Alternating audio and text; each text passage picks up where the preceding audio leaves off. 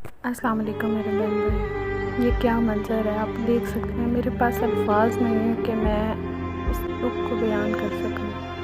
کیا کیفیت ہے کہ آپ لوگ سب خود پہ رکھ کے سوچیں کہ کیا منظر ہے یہ کہ آپ اپنی آنکھوں کے سامنے اپنی موت دیکھ رہے ہیں، اپنے آپ کو، اپنے عزیزوں کو چاہتے ہوئے بھی اس سے بچا نہیں سکتے۔ اپنی آنکھوں کے سامنے آپ نے اپنے عزیزوں کو بہتے دیکھا ہے۔ میرے پاس الفاظ نہیں ہے کہ میں اس دکھ کو بیان کر سکوں۔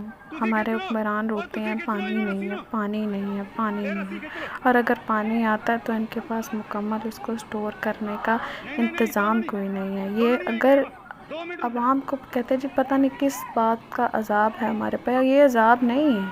یہ اگر گناہوں کی سزا ہوتی تو یہ عذاب لال حویلی پہ، جاتی عمرہ پہ، بنی گالہ، بلاول ہاؤس، ان سب پر بھی یہ عذاب نازل ہوتا۔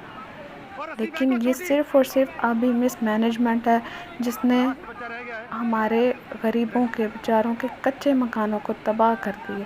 اس سے متاثر صرف بہت زیادہ وہی لوگ ہیں۔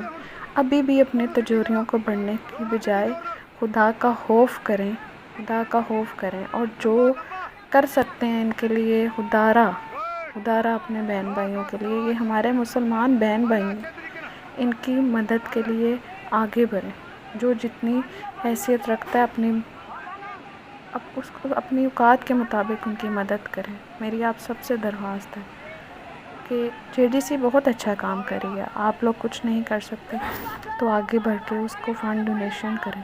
اگر کوئی آگے بڑھ کے، حکمران تو نہیں، لیکن اگر وہ آگے بڑھ کے اس سب کی ذمہ داری لے رہے ہیں تو ہمیں ان کا ساتھ دینا چاہیے۔ یہ ہمارے ملک کا یہ حالات ہیں کہ ایک 6,000 کا ٹینٹ جو تھا وہ آج انہوں نے سیلاب کے پیش نظر 12,000 کا کر دی۔ یہ پاکستان کے حالات ہیں کہ اگر ان کو پتہ چل جائے نا کہ کل قیامت ہے تو یہ کفن بھی مہنگا کر دیں گے۔